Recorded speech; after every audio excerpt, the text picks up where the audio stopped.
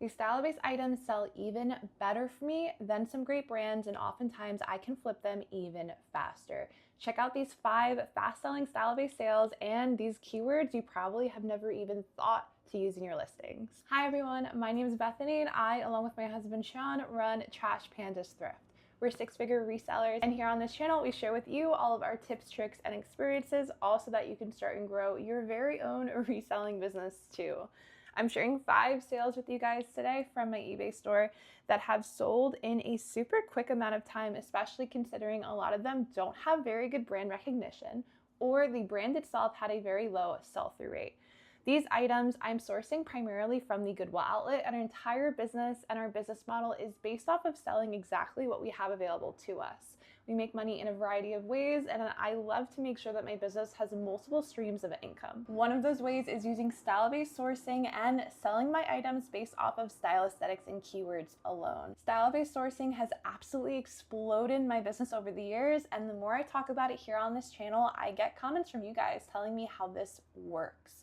Flipping a no-brand top for $25 in a matter of days.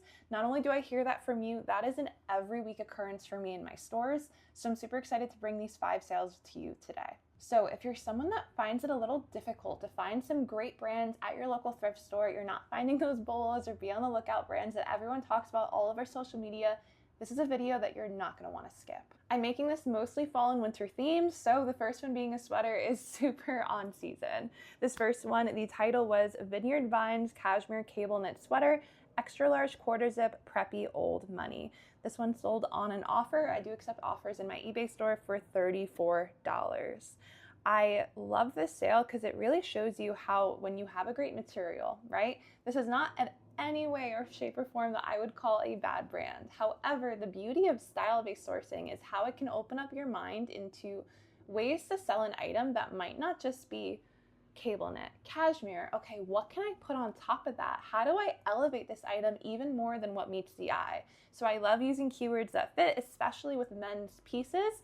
I really enjoy using the words preppy and old money in this sale, and I think it truly helped to uplift the value. All right, the second one is good. One of my favorite things to say, I think, on the internet, because it gets people all like riled up. Not that I'm trying to rile people up, but the idea that I can sell Forever 21 for more than great brands or even faster to me, if you would have told me that a few years ago, I would be shocked. I was that kind of person that went into the thrift store, and if it didn't have a high sell-through rate, if I had never heard of the brand, or if it wasn't what I thought, this is a great brand, it's gonna sell, I was leaving it behind, right?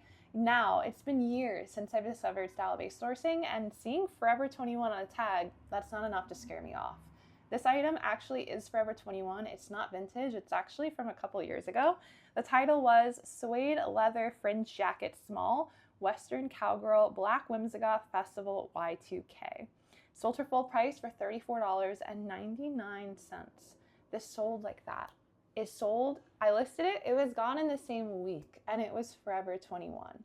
I have this series right now. If you guys are not following me on other social media platforms, you may have not seen it, but if you are, I am doing a series where I say exactly that. I sell brands like Forever 21 for more money or even faster than bolos or great brands. Truly, it's the power of style-based sourcing, the fact that this sold so quickly, and I would totally buy it again.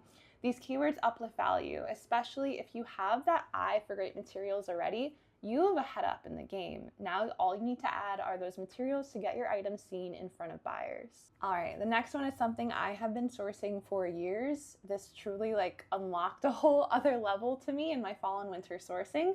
This title was Vintage Irish Shetland Wool Sweater, Extra Large 90s Indie Grunge, Grandpa Academia. It sold on offer for $27.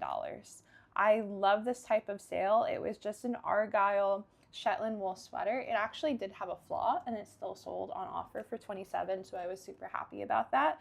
I love using keywords to uplift the value of an item. I think you're seeing that I am looking for other things besides style in a lot of these pieces. I'm going to make a video that's going to be all about how if you have started style-based sourcing and it's not going quite right for you, these are the reasons why.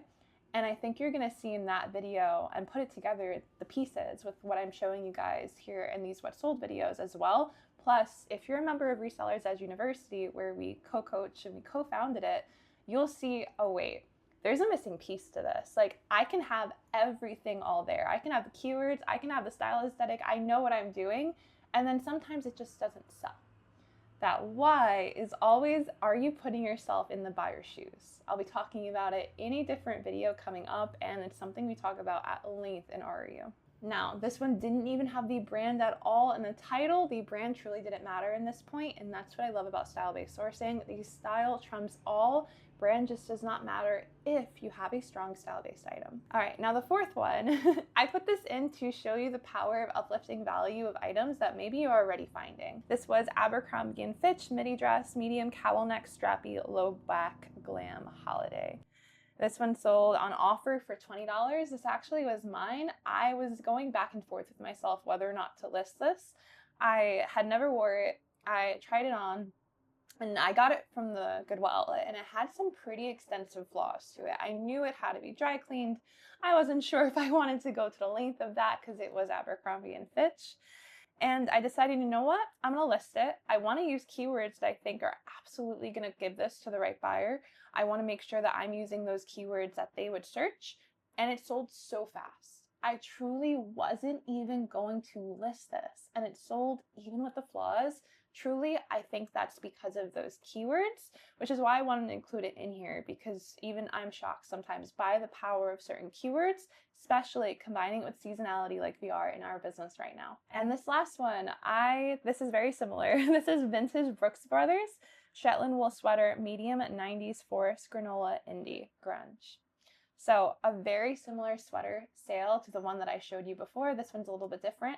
A lot of keywords can change depending on the type of item, the color of an item, the features of an item, and that's why keywords are so awesome, right? You have so much experimentation at your hands. I think sometimes we view that as overwhelming when we're first starting out. And for me, that mindset shift from this is so much, like this is a lot for me, to this is going to unlock a whole new set of sourcing, a whole set of items that I'm always leaving behind that otherwise I would have never knew how to sell. And all I have to do is experiment with a few words.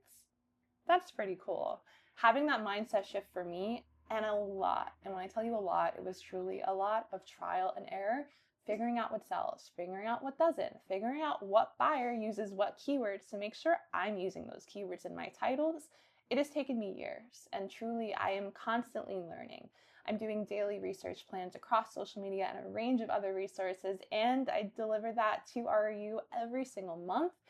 It is truly a great accountability plan for me because I have to stay on my toes, not only for my own business, but for everyone, right? For everyone within RU, for all of you here on social media, to make sure that I can be as valuable as I can to you guys, having it distilled in a way that hopefully I would have wanted to hear when I was first starting to style-based source. I think I started in 2022, so it's about to be 4 years ago now, which is crazy. I have wanted to bring you guys a series for a long time. This is, I think, the third or fourth installment of it now. I do have a bunch more videos just like this here on my channel.